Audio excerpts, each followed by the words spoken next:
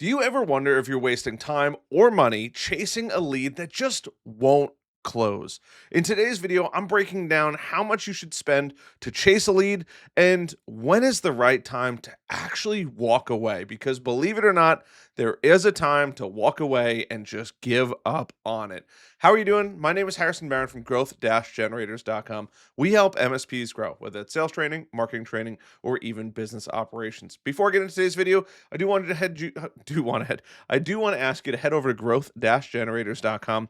And honestly, there's a bunch of different things on there from our programs, MSP Heroes, the Launchpad, all that good stuff. But if you are struggling like many MSPs to get the pricing right, go over. There's an MSP sales sheet in here, but more importantly, there's a free MSP pricing masterclass. I have to throw in there that it also includes a pricing calculator because it does. And I will leave a link down below to that resource as well. And if you want to come hang out with us in the Discord, either growth-generators.com/Discord, or you can go right under the resources section to that Discord link. So let's talk about the cost versus ROI and really what is the difference? Because believe it or not, there's people that are like, I'm chasing and chasing and chasing, and I don't know when to stop chasing, right? And or I'm spending money trying to acquire customers and taking them out and trying to schmooze them up and all that good stuff. But there is a time when you're essentially lighting the money on fire, right? So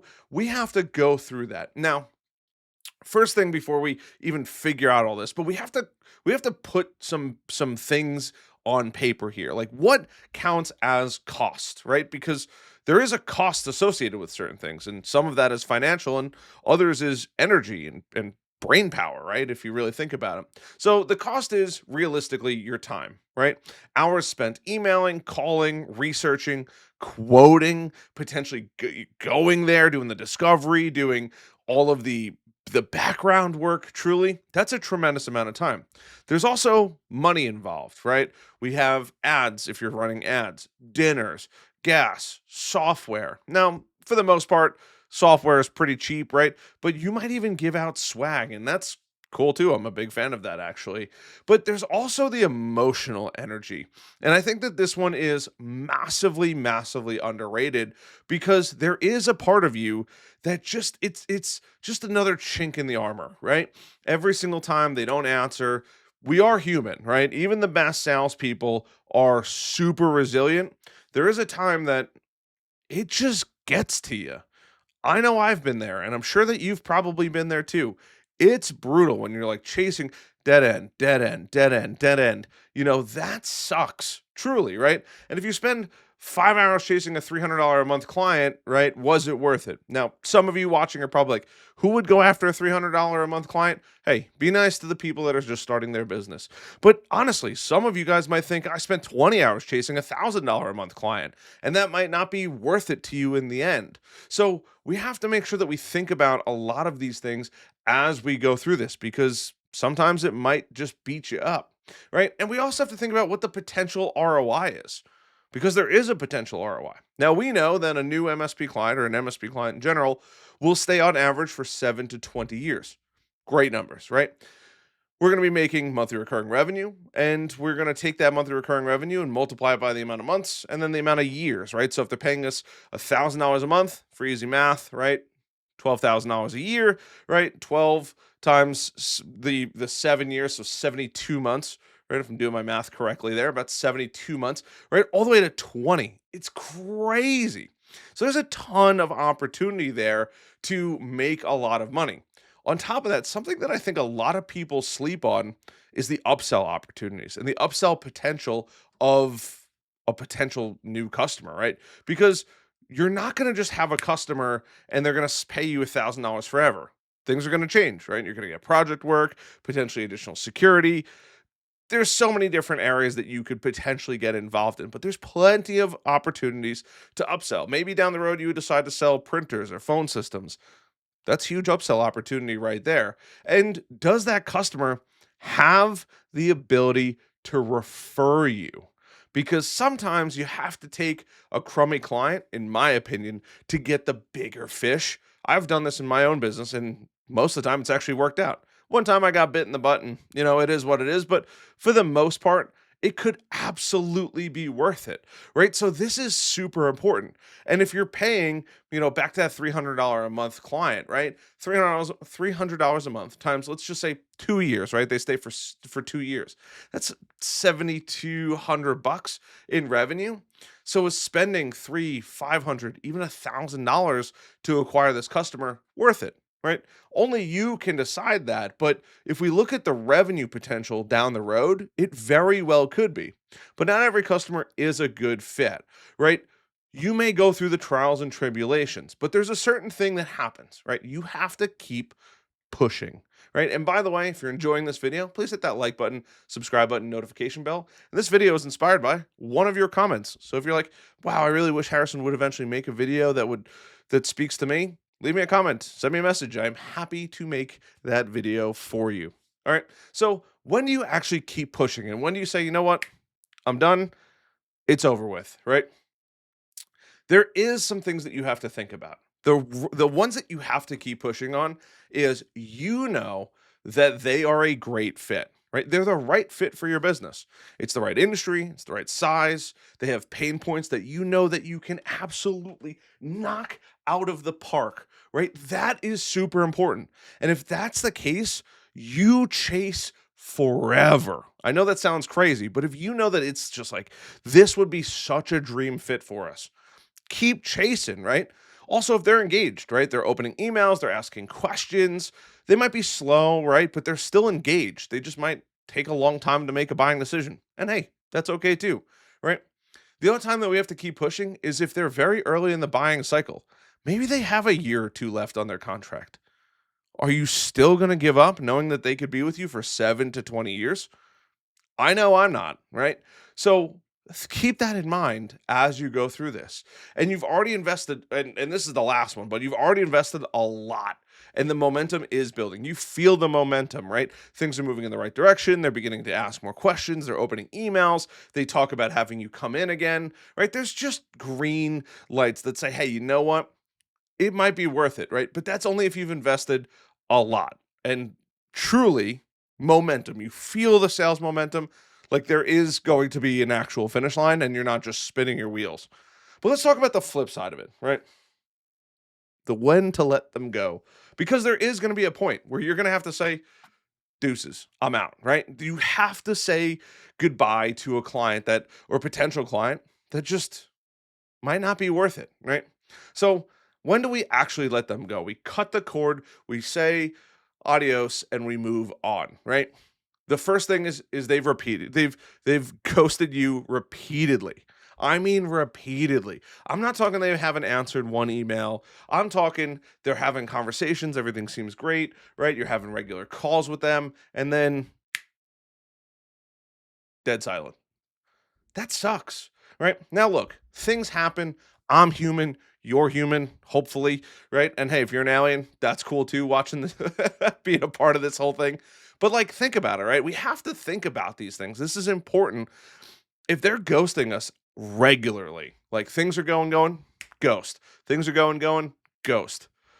In my opinion, I'm just not that interested because I know, look, if this is what it's like to get them to close a deal, what does the other side of the fence look like when they do become a customer? I want my team to be happy. You want your team to be happy. In some cases, it's probably worth saying goodbye to those people, right? Other red flags, budget issues. They're constantly giving you a hard time about budget. Things cost money. Surprise, surprise. What are you going to do about it, right? Poor communication. If they're just constantly bad communicators, only you can say, not the right client for me, right? Or they just have a bad attitude. If they just don't value what you do, no matter how many times you've had a conversation with them, spoiler alert, they're not going to be a good customer. And even if they are a great customer for a short period of time because they signed up and they're like, all right, let's give it the best effort, there's a high likelihood, in my experience, that they're eventually going to fall off as soon as they can get out of the contract, right? Another time to let them go, and I think that a lot of people need to swallow this pill. They're just the wrong fit, right? They're not profitable, too small. They have a break fix mentality. They are not in the right industry. They're not in an industry that you can help. Whatever it is, they are just not the right fit. It is the square peg in the round hole, and it ain't going. right? We have to think about these things. And if it's taking more time than you think it should take, you're likely not going to get it in return, right? A good conversation, things seem to be positive. Hey, we're working on bringing you in, whatever it is. You could tell. You should be able to say, hey, you know what? Things are going good or not good. And truth be told, and it's somewhere in here, right? If you want to, and you're like, no, I need a completely unbiased thing. Record your conversations. You could use this, you could use Firefly's AI. I'm holding up the plaid thing for anybody listening, right? But listen, like record the conversation. And if you get a lot of negative feedback when you're reading through that whole thing, and you could copy that whole transcript in, paste it in a chat GPT and say, hey, chat, was this relatively positive or were they kind of negative? Or do you even think it's worth chasing them more? Believe it or not, it'll give you a harsh kick in the chest of reality and tell you the feedback that you may or may not want. But you should be able to tell things are going right or not going right and just paying attention to those green flags or red flags. And there was an experiment done years ago that talks about, and I forget who did it, but if you look around the room and you look for red things, right? Just take 10 seconds during this video, right? I'm not going to do anything crazy on screen, or maybe I'll just flail my hands, but just look around your room and look for everything red, right? And if I said, hey, what's red in your room? You're going to tell me, I don't know, whatever it is, a coffee mug, a sign, a piece of art, whatever, right? Cool. Now, without looking anywhere else, what was blue? You're not going to see the blue things because you're focused on the red things. If you're only focused on seeing all the green flags, you're only going to see all the green flags. You got to be able to figure out the red and the green and look for both throughout the entire sales cycle. And truthfully, it's going to make you a lot better salesperson being able to see, hey, things are kind of meandering in not the greatest direction. How do we bring that back to a neutral or a positive area? So those are some things to just think about as you go through this. And I have just a rule of thumb, right? Just gut check it, right? If you followed up 5, 6, 7, maybe 10 times, right? You've sent the proposal, they still haven't budged. You could check back in a couple months. Maybe it's time to look at other clients or look at other prospects. You got to feel it in your gut. Sales is a bit of a gut thing as well. I could teach you all the sales things, and I teach in the MSP Heroes membership the craziest sales things, but truthfully, there are times that you have to check your gut, right? And I do love the line from Wolf of Wall Street. The little black boxes. If you haven't watched The Wolf of Wall Street, it's absolutely one of my favorite movies of all time. But he talks about the telephone, right? The little black box, and we're gonna call until our client buys or effing dies. And in that case, there is a bit of truth to that statement, right? You should keep calling until the client says, no, stop calling me. I'm not interested. Because just because they're not ready today doesn't mean they're not going to be ready in 3, 6, 9, 12 months down the road, maybe a year or two down the road. It's okay to follow up. Just don't harass your customers. Now, for those of you that know, I put all the golden nuggets at the end. Let's talk about getting the cost down for getting a new lead, right? We can automate emails. Truthfully, we can automate a lot of the follow up so we don't have to do it. And on top of that, not only can we automate the follow up, we can automate a system that literally tells us, hey, call this person. It's been 3, 6, 9 months down the road. It'll increase their touch points. And that's called a CRM, a customer relationship manager. Many of you already know I do love Go High Level. There will be an affiliate link down below. If you want to support us for literally the same price, you get all of the benefits of what we offer in MSP Heroes, but you also get Go High Level with MSP Heroes, or you can go grab Go High Level. I would appreciate the support. I will leave that affiliate link down below, but you could do this in a CRM. Truly, that's quite literally what it's there for, right? And you can send value add content, guides, checklists, ebooks, security tips. The list goes on and on and on. And if you really want to get technical to kind of show you the best leads versus the worst leads, there's something called lead scoring inside of pretty much every CRM. I know HubSpot offers it. I know Go High Level offers it.